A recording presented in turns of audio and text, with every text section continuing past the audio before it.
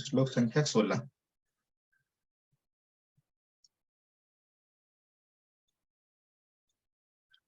एतत् पदं तज्जगदात्मनः परम्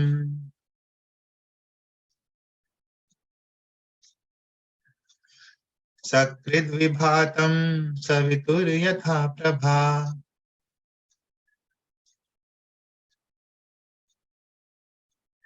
यथा सवो जागृति सुप्तशक्तयो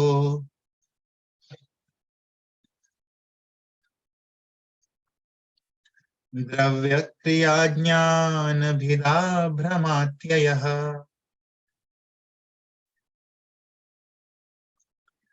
एतत् पदं तज्जगदात्मनः परम्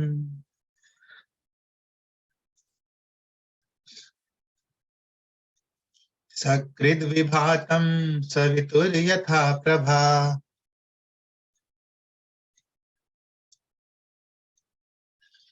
यथा सवो जागृति सुप्तशक्तयो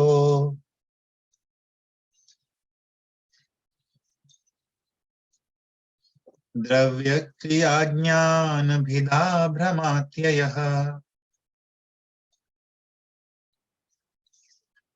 रिपीट कीजिए। हरे कृष्ण।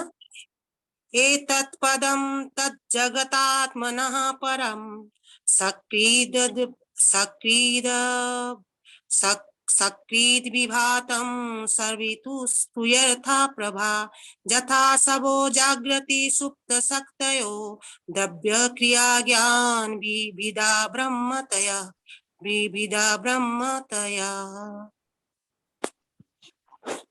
एतत् पदं तज्जगतात्मनः परं सकृद्विभातं सवितुर्यथा प्रभा।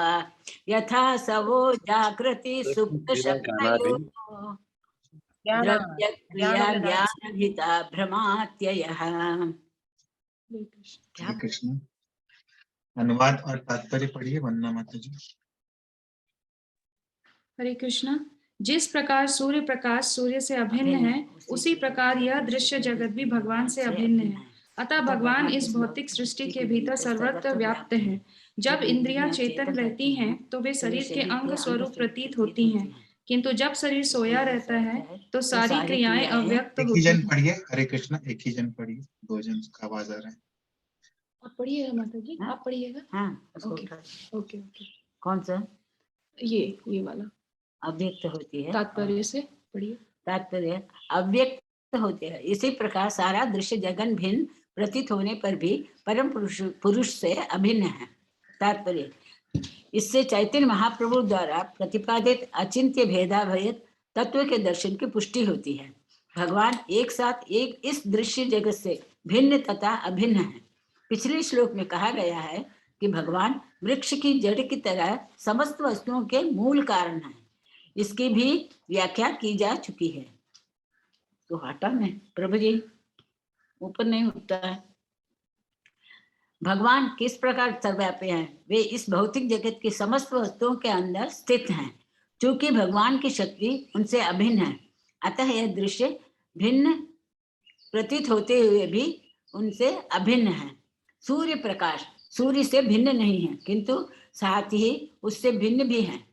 धूप में रहते हुए भी कोई सूर्य में नहीं रहता। जो लोग इस संसार में रह रहे हैं, वे भगवान के शरीर की किरणों में रहते हैं, किंतु वे उन्हें सशरीर नहीं देख पाते। इस श्लोक का पदम शब्द भगवान के निवास स्थान का सूचक है। इसकी पुष्टि ईशोपनिषद में ईशावास्यमिदं सर्वम में हुई है। भले ही मकान मालिक मकान के एक कमरे में रह रहा हो, किंतु सारा मकान उसी का होता है। भले ही राजा बंकिम घम महल के एक कमरे में रहे, किंतु सारा महल उसकी संपत्ति होता है। उसे उस महल को अपना बताने के लिए महल के प्रत्येक कमरे में रहना आवश्यक नहीं है। वह सभी कमरों में भले ही स्वयं उपस्थित न रहे, किंतु फिर भी सारा महल उसकी राजसी संपत्ति समझा जाता है। सूर्य प्रकाश है। सूर्य गोलोक स्वयं प्रकाश है और सूर्य भी प्रकाश ही है, किंतु सूर्य का प्रकाश और सूर्य देव विरसवान एक रूप नहीं है। एक साथ एक और भिन्न होने का यही अर्थ है। सभी ग्रह सूर्य प्रकाश पर निर्भर हैं और सूर्य के ताप से वे अपनी कक्षाओं में घूमते हैं। सभी ग्रहों में सारे वृक्ष तथा पौधे सूर्य प्रकाश से ही बढ़ते हैं और रंग बदलते रहते हैं। सूर्य की किरणें होने के कारण वे सूर्य प्रकाश से अभिन्न हैं। इसी प्रकार सारे ग्रह जो सूर्य प्रकाश पर निर्भर करते हैं सूर्य से अभिन्न हैं।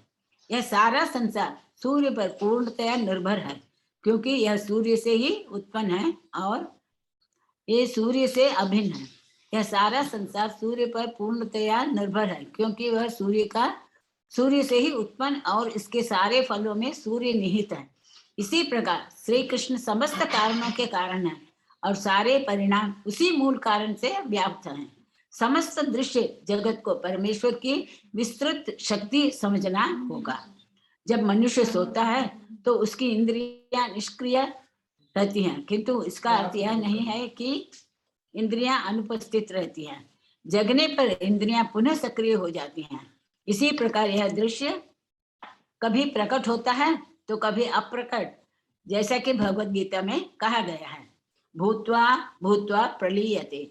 जब दृश्य जगत का लय हो जाता है तो यह एक प्रकार की निद्रावस्था या निष्क्रिय अवस्था में रहता है। दृश्य जगत चाहे सक्रिय हो या निष्क्रिय, परमेश्वर की शक्ति सदैव विद्यमान रहती है। इस तरह प्रकट तथा अप्रकट शब्द केवल भौतिक जगत के लिए ही व्यवहृत है। हरे कृष्णा। हरे कृष्णा माता जी।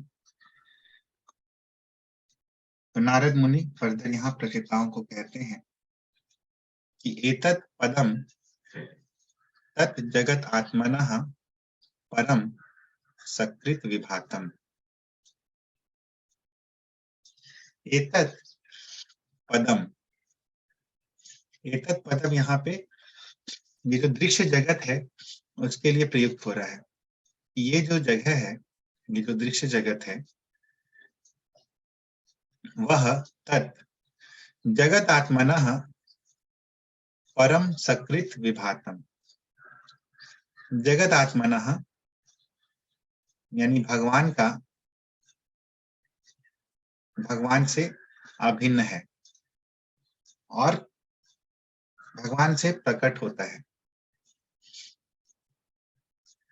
और उपमा देते हैं, यथा सवितुः प्रभा, जिस प्रकार सवितुः यानी कि सूर्य की प्रभा होती है। सूर्य की प्रभा जिस प्रकार सूर्य से प्रकट होती है, उसी प्रकार ये दृश्य जगत भी भगवान से प्रकट होता है, इसीलिए भगवान से अभिन्न है। यथा असवः जागृति सुप्त शक्तयः। दूसरी उपमा दे रहे हैं कि जिस प्रकार इंद्रियां जो हैं जागृति अवस्था में रहती हैं और सुप्तावस्था में रहती हैं। तो शरीर जब सोता है तो सारी क्रियाएं जो हैं सुप्तावस्था में चली जाती हैं और शरीर जब जागता है तो इंद्रियां जो है जागृत अवस्था में आ जाती हैं। और द्रव्य क्रिया ज्ञान विदा भ्रम अंत्ययः। तो उसी प्रकार ये दृश्य जगत जो है, इसकी क्रियाएं, इसमें जो ज्ञान है, ये भी प्रकट और अप्रकट होता रहता है। तो हम लोग देखते हैं कि दृश्य जगत कैसे प्रकट होता है। सबसे पहले दृश्य जगत के प्रकट होने का जो कारण होता है वो क्या होता है, दृश्य जगत कहाँ से प्रकट होता है। सर्वप्रथम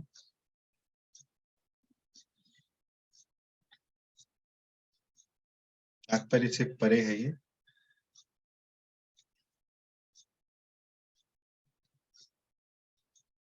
हम लोग देखे थे भागवत में,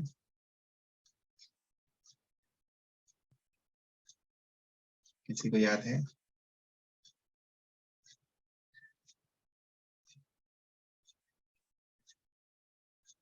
दृश्य जगत कैसे प्रकट होता है?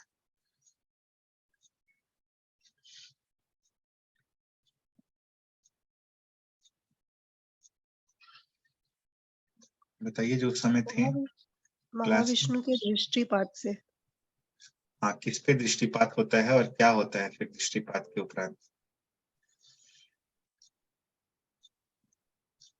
वो महत तत्व पे दृष्टिपात करते हैं तो फिर वो जो इनएक्टिवेटेड स्टेट में रहता है वो एक्टिवेट हो जाता है और तो क्रिएशन स्टार्ट होता है।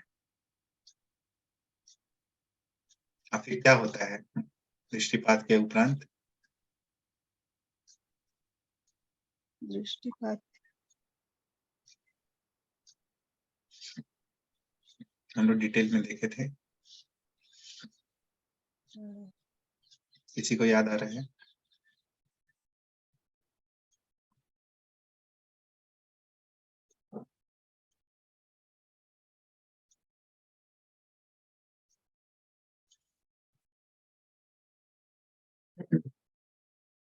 तो सबसे पहले सृष्टि होती है जब भगवान का दृष्टिपात होता है इस पे, प्रधान पे। ये प्रधान जो होता है ये इनएक्टिव होता है, लेकिन ये इक्विलिब्रियम स्टेट में होता है। इसमें कुछ गतिविधि नहीं होती। ये इक्विलिब्रियम स्टेट मतलब ये कुछ इसमें ऊंचा नीचा नहीं होता है। तो ये प्रधान जो होता है इस पे महाविष्णु का दृष्टिपात होता है। और फिर क्या होता है, ये तीनों गुण जो होते हैं ये एक्टिवेट हो जाते हैं। लेकिन मोस्टली इसमें सतोगुण और रजोगुण रहता है। क्यों? ज्ञान शक्ति और क्रिया शक्ति के कारण। ये दो शक्तियां हैं, ज्ञान शक्ति और क्रिया शक्ति। अभी हम लोग यहाँ श्लोक में देखें, द्रव्य क्रिया ज्ञान भिदा भ्रम। तो क्रिया और ज्ञान शक्ति का उल्लेख है यहाँ पे। तो ये क्रिया शक्ति और ज्ञान शक्ति ये रजोगुण और सतोगुण के कारण रहती है। ठीक है, कोई रिपीट कर सकते हैं अभी जो बताएं कैसे सृष्टि होती है? जो नहीं बोले हैं बताइए। रेखा मौसी बताइए।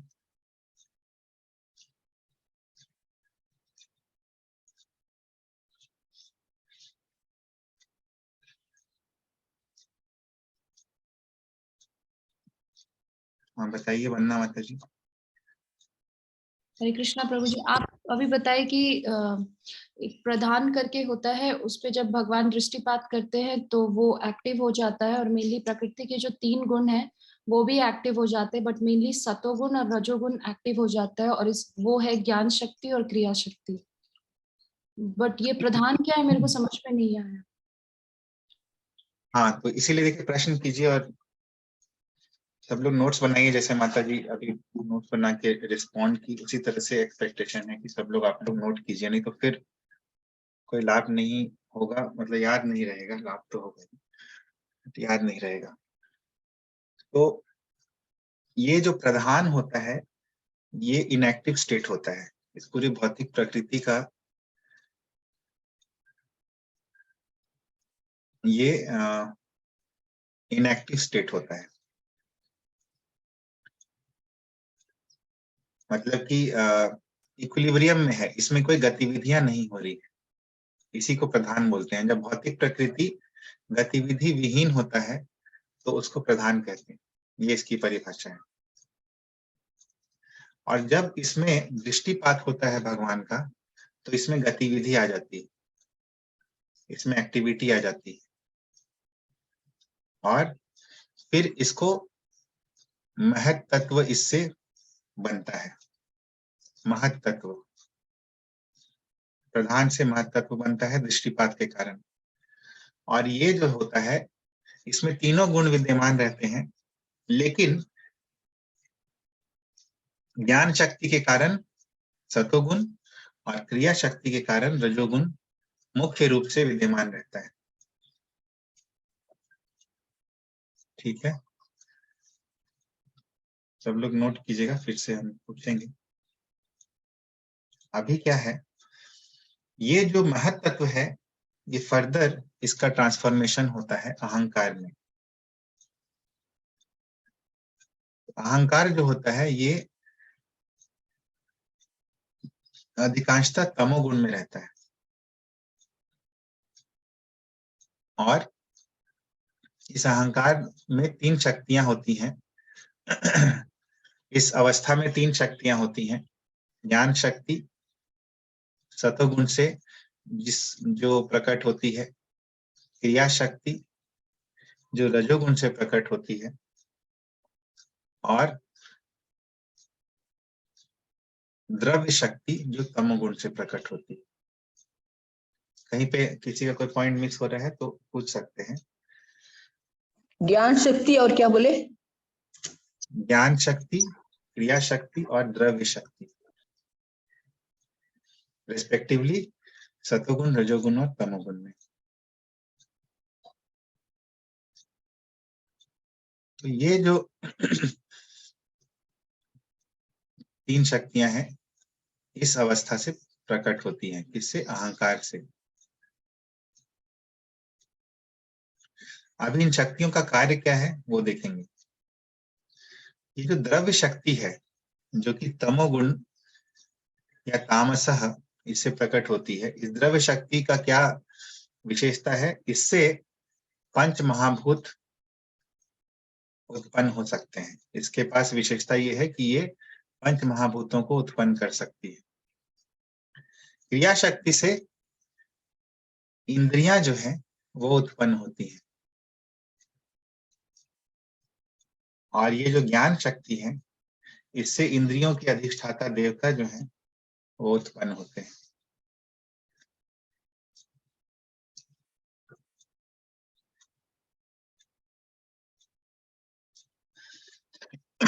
तो ये जो बदलाव आता है हर एक समय में, इसका कारण भगवान की शक्ति होती है काल के रूप में। तो ये जितने भी बदलाव आते रहते हैं, काल के रूप में भगवान की शक्ति इनमें बदलाव करती है। समय,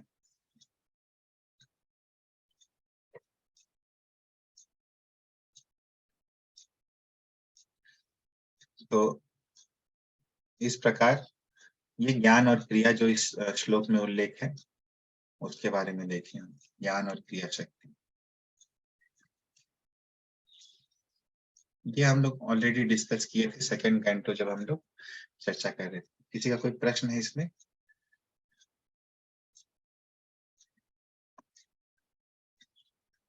हरे कृष्णा, सतोगुण से 5 तत्व, रजोगुण से इंद्रिय और तमोगुण से इंद्रियों के देवता उत्पन्न होते हैं, ये सही है? नहीं नहीं नहीं, ये उल्टा बोल दिया आप। हाँ। ये जो द्रव्य शक्ति है, ये है ये किस गुण में है? तमोगुण, तमोगुण में। तमोगुण में। और द्रव्य शक्ति से क्या उत्पन्न होता है? 5 तत्व। राइट। ओके। क्रिया शक्ति किस गुण में? अभी क्लियर हो गया ना? हाँ, अभी क्लियर हो गया, मेरा उल्टा हो गया था। ओके, हरे कृष्णा। हरे कृष्ण। हरे कृष्णा प्रभु, सटल बॉडी का कहाँ उत्पन्न होता है? Mind and intelligence. माइंड जो होता है वो ज्ञान शक्ति से, along with demigods. हाँ, along with 10 demigods of the senses. और जो बुद्धि होती है वो क्रिया शक्ति से, बुद्धि और प्राण, बुद्धि और प्राण, along with इंद्रियां के साथ साथ। हाँ, तो 10 इंद्रियां होती हैं, 5 ज्ञान इंद्रिय, 5 कर्म इंद्रिय, प्राण और बुद्धि, ये क्रिया शक्ति से। तो इनको ऐसे भी पढ़ते हैं हम लोग कि ज्ञान शक्ति कर्ता, क्रिया शक्ति कारण और द्रव्य शक्ति कार्य। कर्ता क्यों बोलते हैं? क्योंकि ये जो इंद्रियों के देवता है यही कर्ता होते हैं, इंद्रियों को यही कंट्रोल करते हैं। कुछ भी कार्य करने का कारण क्या होता है? इंद्रियां होती हैं, इसीलिए इनको कारण भी कहते हैं, इंद्रियों को, बुद्धि को और प्राण को। और कार्य क्या होता है? ये जो पंच महाभूत हैं, पंच महाभूत के साथ और 5 तन्मात्राएं भी होती हैं, ये भी ये भी द्रव्य शक्ति से उत्पन्न होती है, 5 तन्मात्राएं और 5 महाभूत।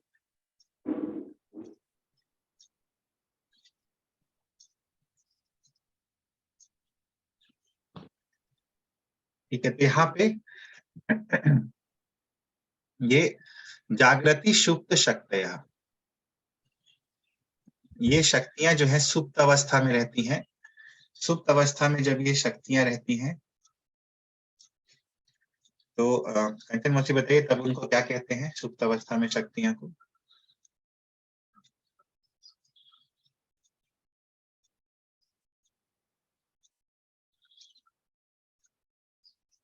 बताइए चाची, सुप्त अवस्था में जो शक्तियां रहती हैं उसको क्या कहते हैं? प्रधान। प्रधान, बहुत अच्छा। और जागृत अवस्था में जब शक्तियां आ जाती हैं तो उसको क्या कहते हैं? बताइए प्रीति दीदी।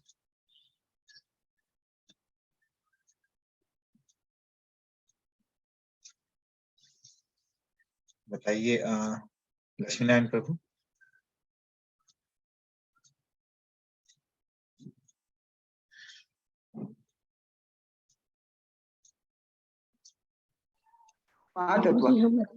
महत्तत्व, राइट, महत्तत्व। तो जागृति सुप्त शक्तयः द्रव्य क्रिया ज्ञान। ये द्रव्य जो है, द्रव्य शक्ति, ये हम लोग देखें इससे क्या उत्पन्न होता है?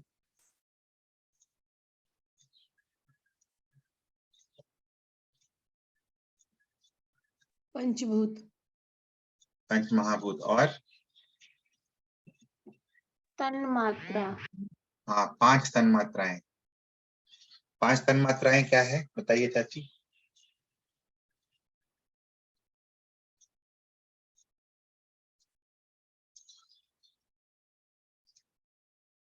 और कोई बताइए 5 तन्मात्राएं। रूप रस गंध स्पर्श त्वचा। रूप रस गंध स्पर्श और त्वचा। 5वां बताइए सही। रूप रस स्पर्श, रूप रस गंध शब्द और स्पर्श। शब्द कुछ। रूप रस गंध शब्द और स्पर्श, ये 5 तन्मात्राएं हैं। तो द्रव्य, फिर आता है क्रिया। क्रिया शक्ति से क्या उत्पन्न होता है? जो नहीं बोले हैं वो बताइए। बस इंद्रिया और बुद्धि। फिर से बोलिए। प्राण, 10 इंद्रियां और बुद्धि। नहीं, तुम्हारा तो हो गया है, जो नहीं बोले हैं वो बताइए।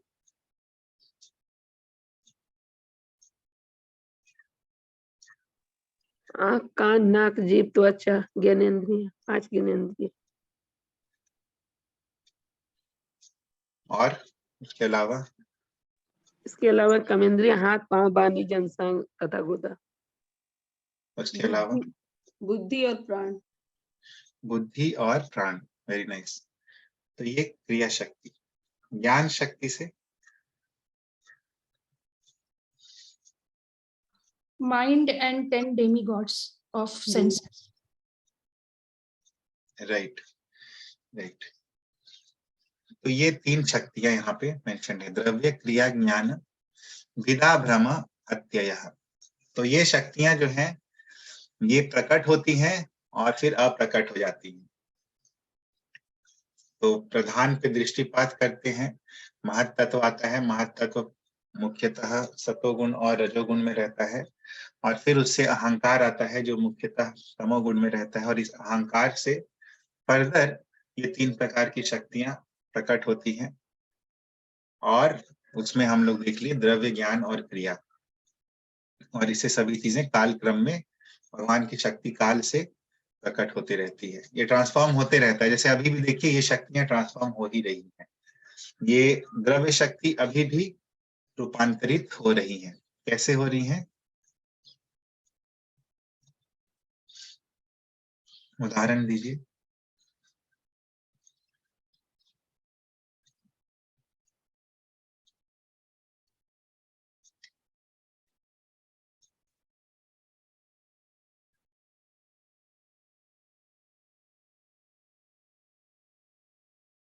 कोई भी दे सकते हैं, जो बोल चुके हैं वो भी बता सकते हैं।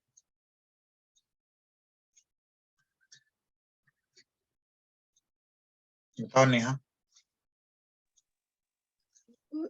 जैसे शब्द से आकाश होता है क्रिएट, फिर उससे स्पर्श, फिर स्पर्श से नहीं नहीं, ये नहीं, अभी भी कैसे अभी बस द्रव्य शक्ति के बारे में बोल रहे हैं। अभी उदाहरण के साथ बताओ, ये तो थ्योरी हो गया।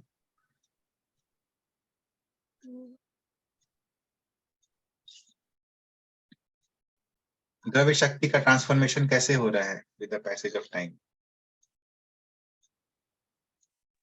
earthquakes आता है, फ्लड आता है, and all different things are happening. Tsunami, उससे क्या होता है? चेंज होता है ना, that पंचभूत का चेंज होता है, पोल्यूशन हो जाता है एयर का। Right right. तो ये भौतिक तत्वों में चेंज होते रहता है काल के साथ, समय के साथ। इवन आप घर पे देखिए, बाजार से आप सब्जी लेके आए, उसके बाद एक दिन में या 2 दिन में उस सब्जी को आप बना दिए तो सब्जी चेंज हो गया, फिर सब्जी को खा लिए तो फिर फर्दर वो चेंज हो गया। तो ये जो भौतिक तत्व है उसमें ट्रांसफॉर्मेशन आ गया और वो चेंज होते गया काल के साथ, समय के साथ। इंद्रियां देखिए, इंद्रियां भी समय के साथ चेंज हो रही हैं।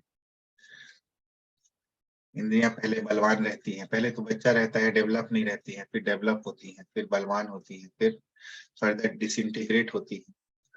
स्वाद, हमारा स्वाद का सेंस जो है वो कम होते जाता है, जीवा कमजोर हो जाती है। उसी तरह नासिकाएं कमजोर होती है, कान से सुनना कम होते जाता है, आंखों की दृष्टि कम होती जाती है। तो इंद्रियां भी इस तरह से काल के साथ साथ चेंज हो जाती हैं। तो इस तरह से हम लोग देखते हैं कि सभी चीजें चेंज होती हैं। इवन देवता जो है, जो कि ज्ञान शक्ति से आते हैं, देवता भी चेंज होते रहते हैं। तो देवताओं की आयु कितनी रहती है? एक मनवंतरा।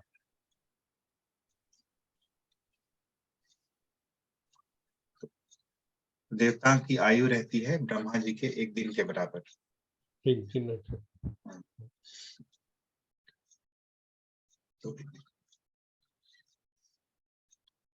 तो इसी तरह से उनका भी क्रिएशन डिस्ट्रक्शन होता है काल के प्रभाव के कारण। मनवंतर में क्या होता है कि कोई कोई देवता को पोजीशन मिल जाता है, बाकी उनका पोजीशन चेंज होते रहता है। एक मनवंतर में जो सेट ऑफ डेमीगॉड्स होते हैं वो सेम रहते हैं थ्रू आउट द मनवंतर।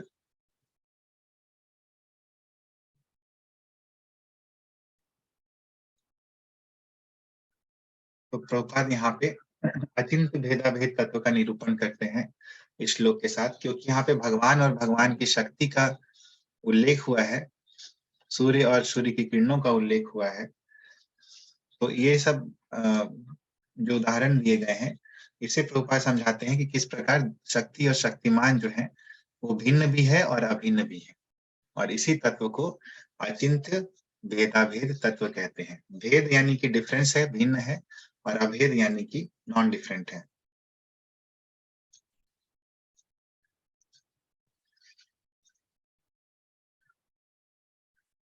और परम पदम, ये पदम यानी कि इस श्लोक में कहा गया है एतत् पदम, जगह। तो भले ही ये पूरा दृश्य जगत है, लेकिन और भगवान इस दृश्य जगत में वैसे तो हर जगह विद्यमान है, लेकिन भगवान का एक धाम भी है। लेकिन भले ही भगवान का कोई धाम है एक जगह, लेकिन सारा दृश्य जगत भगवान का है। और उदाहरण दे रहे हैं एक राजा का, इंग्लैंड के राजा जो कि बकिंघम पैलेस में रहते हैं, बट सारा महल उनका होता है। बकिंघम पैलेस के एक कमरे में ही भले वो क्यों ना रहे। तो इसीलिए भगवान मान लीजिए उनके धाम में भी रहते हैं, लेकिन ये पूरा दृश्य जगत उनका है, भले ही भगवान अपने धाम में है।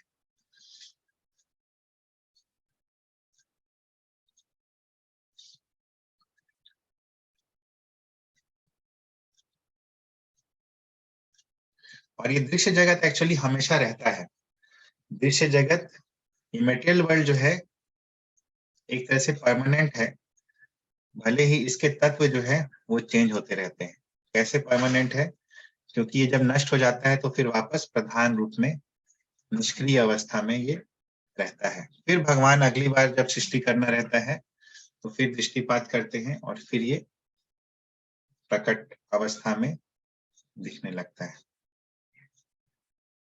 भूत्वा भूत्वा प्रलीयते का मतलब है कि ये प्रकट होता होता फिर नष्ट भी होता है। तो इसीलिए बोलते हैं कि दृश्य जगत भले ही एक्टिव हो इनएक्टिव हो, बट हमेशा विद्यमान रहता है।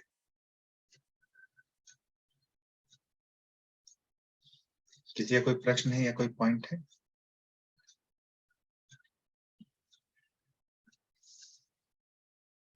देवता जो है, set of devta, again different devta set will come ना प्रभु? Right, for every manvantara. Every manvantara. Yes, position रहता है, लोग बदलते हैं।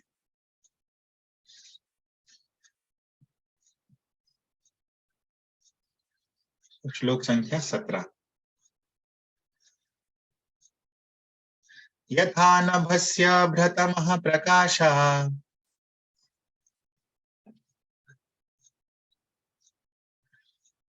भवन्ति भूपा न भवन्त्यनुक्रमात्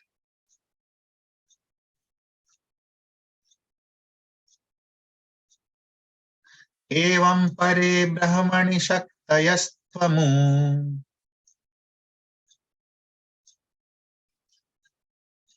रजस्तमः सत्त्वमिति प्रवाहः।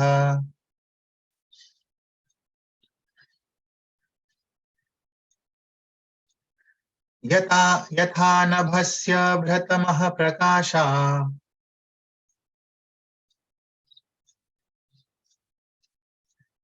भवन्ति भूपा न भवन्त्यनुक्रमात्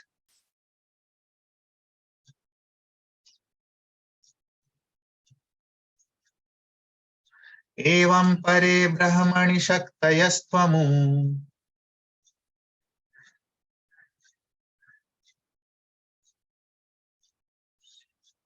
रजस्तमः सत्त्वमिति प्रवाहः। रिपीट कीजिए जो नहीं किए हैं। यथा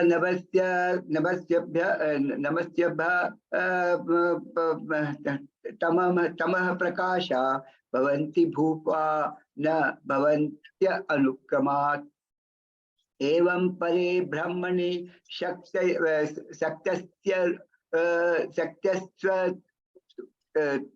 त्वमु रजस्तमः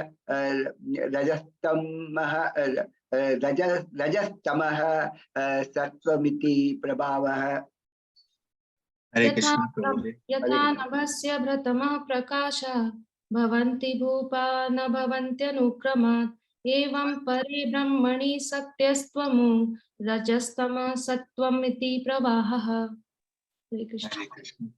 यथा नभासि अभ्रतमः प्रकाशः भवन्ति भूपा न भवन्ति अनुक्रमात् एवं परे ब्रह्मणि शक्तयस्त्वमु रजस्तमः सत्त्वम् इति प्रवाहः। हरे कृष्ण।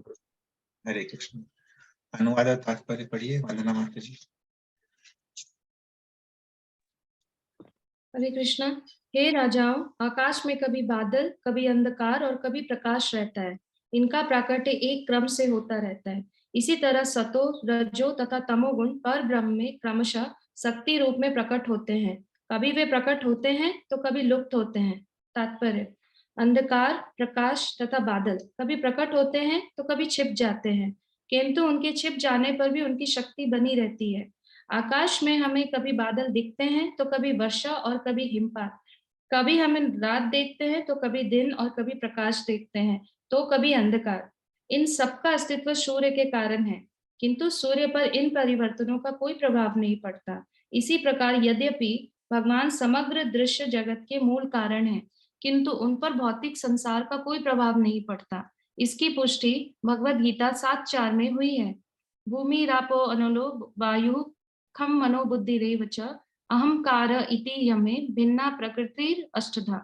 भूमि, जल, अग्नि, वायु, शून्य, मन, बुद्धि तथा अहंकार, ये 8 मिलकर मेरी भिन्न भौतिक शक्तियों का निर्माण करते हैं। यद्यपि भौतिक तत्व भगवान की शक्ति हैं, किंतु वे पृथक पृथक हैं, अतः भगवान पर भौतिक दशाओं का प्रभाव नहीं पड़ता। वेदांत सूत्र पुष्टि करता है, जन्मादस्य यतः, इस संसार की सृष्टि, पालन तथा संहार परमेश्वर के अस्तित्व के कारण है। फिर भी भौतिक तंत्रों में परिवर्तनों का भगवान पर कोई प्रभाव नहीं पड़ता। इसका संकेत प्रवाह शब्द से मिलता है। सूर्य सदैव तेजी से चमकता है, वह बादलों या अंधकार से प्रभावित नहीं होता। इसी प्रकार भगवान सदैव अपनी आध्यात्मिक शक्ति में उपस्थित रहते हैं और भौतिक प्रसर्जन से प्रभावित नहीं होते। ब्रह्म संहिता 5:1 पुष्टि करती है, ईश्वरः परमः कृष्णः सच्चिदानंद विग्रह अनादिरादिर गोविंदः सर्व कारण कारणम। श्री कृष्ण जिन्हें गोविंद कहा जाता है, भगवान है। उनका शरीर नित्य, आनंदमय तथा आध्यात्मिक होता है। वे सबों के मूल स्रोत है, उनका अन्य स्रोत नहीं है और वे समस्त कारणों के कारण हैं। यद्यपि वे समस्त कारणों के कारण हैं, तो भी वे परम दिव्य हैं और उनका रूप सच्चिदानंद है। कृष्ण सभी वस्तुओं के आश्रय हैं और यही समस्त शास्त्रों का अभिमत है। इस दृश्य जगत का दूरस्थ कारण कृष्ण तथा निकटस्थ कारण प्रकृति है। चैतन्य चरितामृत में कहा गया है कि प्रकृति को प्रत्येक वस्तु का कारण मानना वैसे ही है जैसे बकरी के गल स्तन को दूध का कारण मानना। यद्यपि भौतिक प्रकृति इस दृश्य जगत का निकटस्थ कारण है, किंतु मूल कारण तो नारायण अथवा कृष्ण है।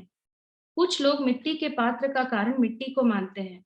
हम कुम्हार के चाक में प्रचुर मिट्टी देखते हैं, जिससे अनेक पात्र बनाए जाने हैं, और यद्यपि अल्पज्ञानी व्यक्ति कहेंगे कि पात्र का कारण चाक के ऊपर रखी मिट्टी है, किंतु जो ज्ञान में बढ़े चढ़े हैं वे कुम्हार को आदि कारण मानते हैं, क्योंकि वही मिट्टी लाता है और चाक चलाता है। भले इस दृश्य जगत की उत्पत्ति में भौतिक प्रकृति सहायक कारक के रूप में हो, किंतु वह परम कारण नहीं है। इसलिए भगवत गीता 9:10 में भगवान कहते हैं, मध्यक्षीण प्रकृति सूयते सचराचरम। हे कुंती पुत्र, यह प्रकृति मेरे निर्देशन में कार्य करती है और समस्त चल तथा अचल प्राणियों को उत्पन्न करती है। परमेश्वर भौतिक शक्ति पर अपनी दृष्टि डालते हैं और इस चितवन से प्रकृति के तीनों गुण उद्वेलित होते हैं, फिर सृष्टि उत्पन्न होती है। निष्कर्ष यह हुआ कि प्रकृति इस भौतिक जगत का कारण नहीं है, परमेश्वर ही समस्त कारणों के कारण है। हरे कृष्ण। हरे कृष्ण। तो यहाँ पे फिर फर्दर उपमा देते हैं नारद मुनि, यथा नभसि अभ्र तमः प्रकाशः भवन्ति,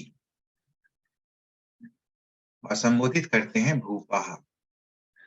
भूपा यानी भू के पालक, यानी कि पृथ्वी के पालक, यानी कि राजा, और भूपाः ये बहुवचन हो गया। तो हे राजाओं, कौन है ये राजा? किनको संबोधित करते हैं राजा के रूप में? प्रचेतास को, प्रचेतागण को। वो राजा थे एक्चुअली, जो प्रचेतागण थे, राजपुत्र थे और फिर बाद में राजा थे। तो हे राजाओं, भूपाः, यथा नभसि अभ्र तमः प्रकाशः भवन्ति, जिस प्रकार आकाश में बादल, अंधकार और प्रकाश रहते हैं। तो कभी कभी आकाश में हम लोग देखते हैं कि बादल रहते हैं, कभी आकाश में अंधकार रहता है और कभी आकाश में प्रकाश रहता है। ना भवन्ति अनुक्रमात्, एवं परे ब्रह्मणि शक्तयः तु अमुः रजः तमः सत्वम् इति प्रवाहः। तो कभी जिस प्रकार से बादल कभी आ जाते हैं, अंधकार कभी आ जाता है, प्रकाश कभी आ जाता है, और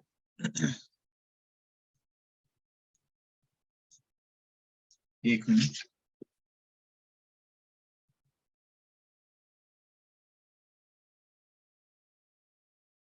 न भवन्ति अनुक्रमात्, अनुक्रमात् न भवन्ति।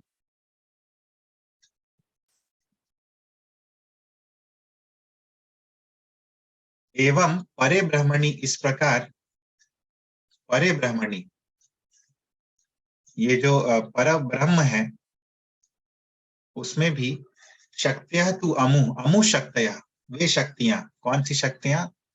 रजः तमः सत्वम इति प्रवाह। रज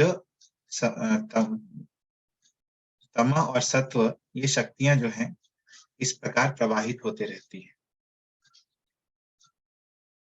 यानी कि कभी प्रकट होती हैं, कभी अप्रकट होती हैं।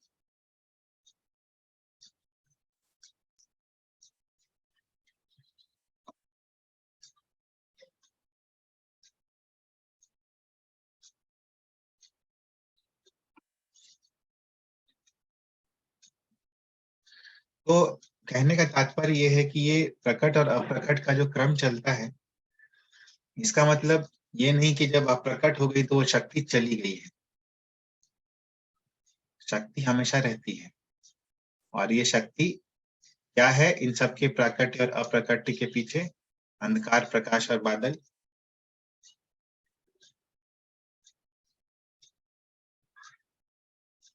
सूर्य, सूर्य, राइट। सूर्य के कारण अंधकार होता है, सूर्य के कारण प्रकाश होता है, सूर्य के कारण बादल होते हैं।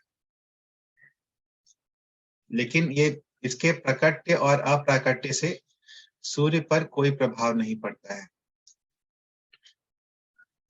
उसी प्रकार भगवान की शक्तियां हैं जो प्रकट और अप्रकट होती हैं, लेकिन भगवान पर इनका कोई प्रभाव नहीं पड़ता है। भगवान इन शक्तियों से, भौतिक शक्तियों से प्रभावित नहीं होते हैं। तो ये हम लोग को समझना चाहिए कि भगवान कभी भौतिक शक्ति, माया शक्ति के अंदर नहीं आते हैं, उनसे प्रभावित नहीं। भगवान अपनी भौतिक शक्तियों का उल्लेख किए हैं भगवत गीता में, हम लोग कल भी देखे थे। और ये सभी शक्तियां भगवान से उत्पन्न होती है, जैसा वेदांत सूत्र में कहा गया है, जन्मादि यस्य अतः। जन्मादि में क्या आ जाता है? जन्म यानी कि सृष्टि, पालन और संहार। आदि का मतलब होता है पालन और संहार, जन्मादि।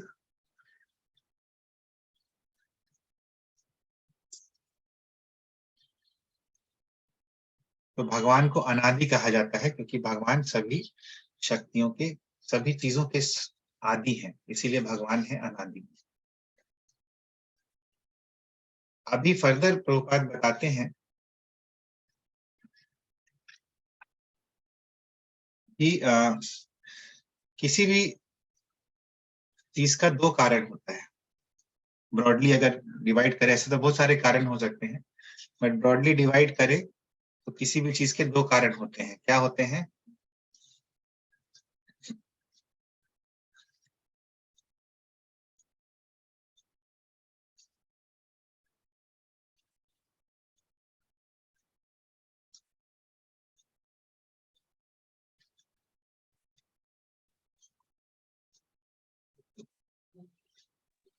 remote cause and immediate cause. या हिंदी में बोलेंगे तो दूरस्थ कारण और निकटस्थ कारण। तो जिस तरह से ब्रॉडली किसी भी वस्तु के दो कारण होते हैं और उपमा देते हैं, यहाँ पे उदाहरण किसका देते हैं?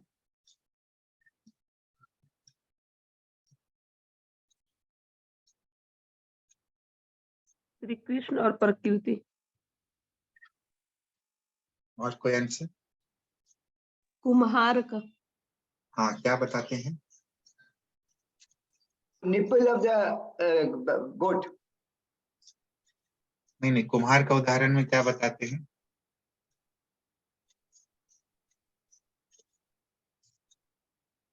दूरस्थ कारण क्या है और निकटस्थ कारण क्या है इस वाले एग्जाम्पल में?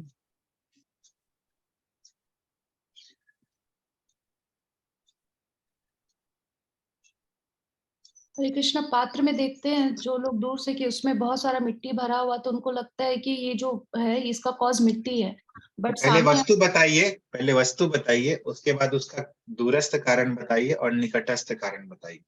निकट में मिट्टी है और दूर में कुम्हार है। और वस्तु क्या है? वस्तु मतलब सबका है प्रभु जी इसका। किस चीज का कारण?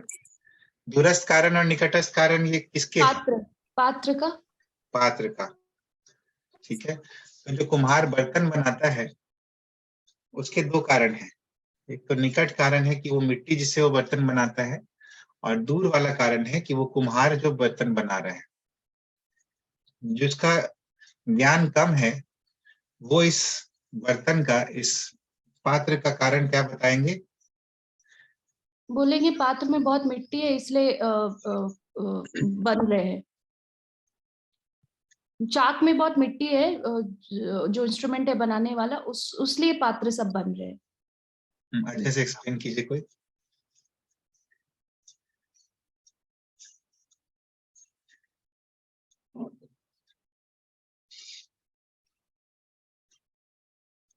तो अल्पज्ञानी व्यक्ति बोलते हैं कि ये जो बर्तन है जो कुम्हार बनाता है, इस बर्तन का कारण ये मिट्टी है।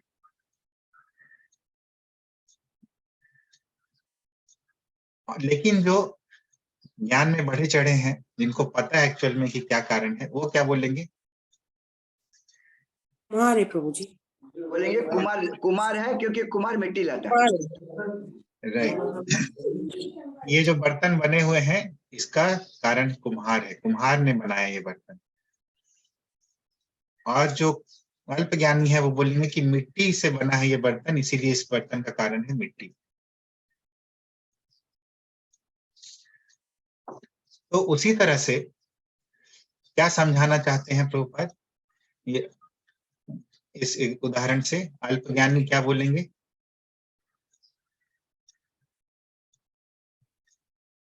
कोई भी चीज मैंने भौतिक इसमें कोई भी चीज होता है, हम लोग सोचते हैं कि अपने से हो रहा है, बट उसका कारण भगवान है जो कि हम लोग को नजर नहीं आते। और कोई बताइए। whatever changes take place.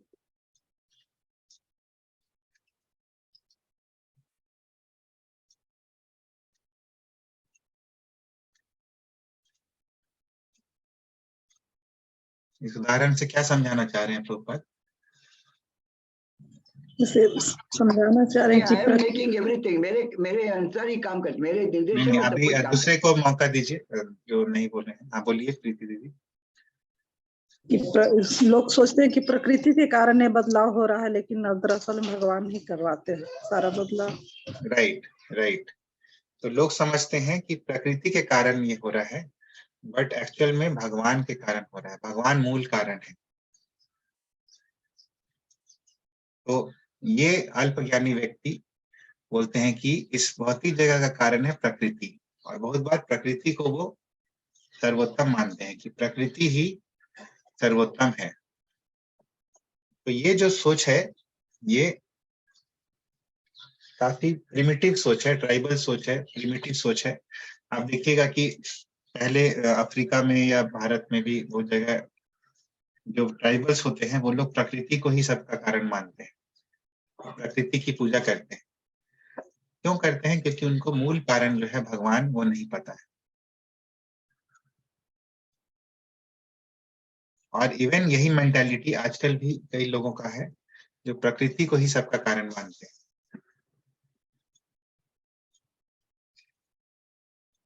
तो प्रकृति का रिप्रेजेंटेशन पर्सोनिफाइड फॉर्म में कौन है? व्यक्ति के रूप में प्रकृति का प्रतिनिधित्व कौन करता है? दुर्गा। तो ये दुर्गा दुर्गा देवी जो है ये क्या है, कौन सी कारण है ये?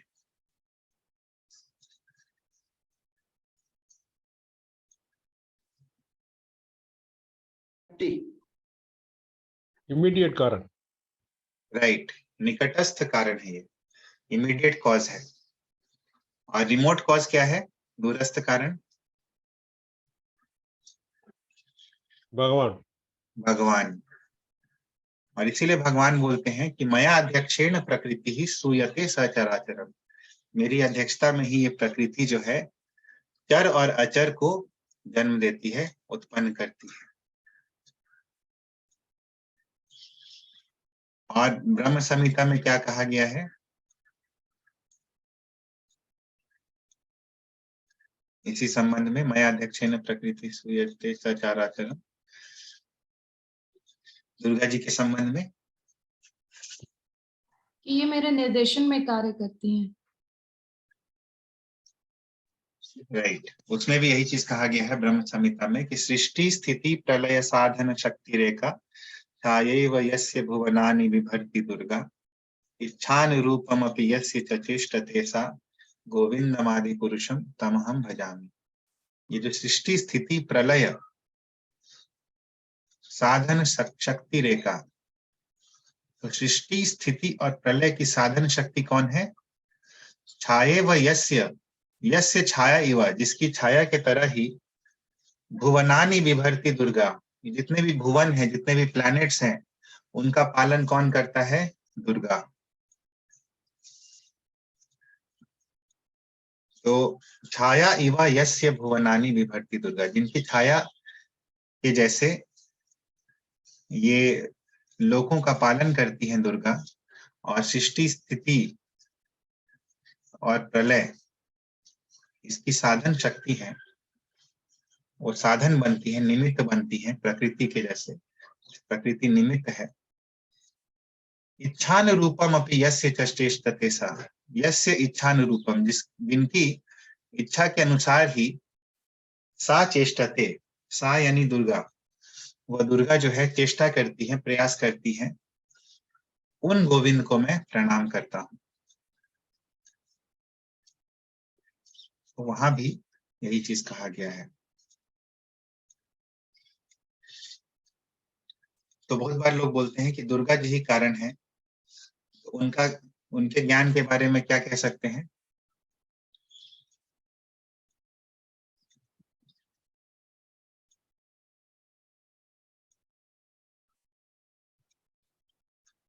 अल्प ज्ञानी।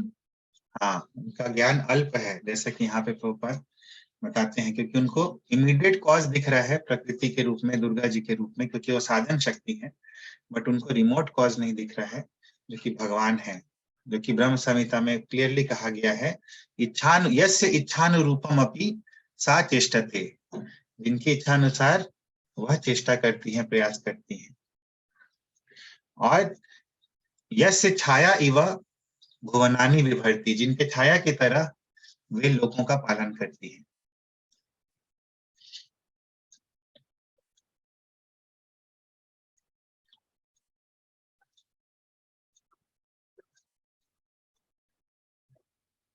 तो इसीलिए हम लोग भी एक्सेप्ट करते हैं कि या देवी सर्वभूतेषु शक्ति रूपेण संस्थिता, या देवी यानी जो देवी सर्वभूतेषु सभी जीवों में शक्ति रूपेण, शक्ति रूप के द्वारा संस्थित है, सम्यक रूप से स्थित है। नमस्तस्यै नमस्तस्यै नमस्तस्यै नमो नमः, हम उनको प्रणाम करते हैं। ऑफ कोर्स वो सभी जीवों के अंदर शक्ति के रूप में स्थित है, बट ये जो है वो साधन शक्ति है, जो मूल शक्ति है वो कृष्ण है।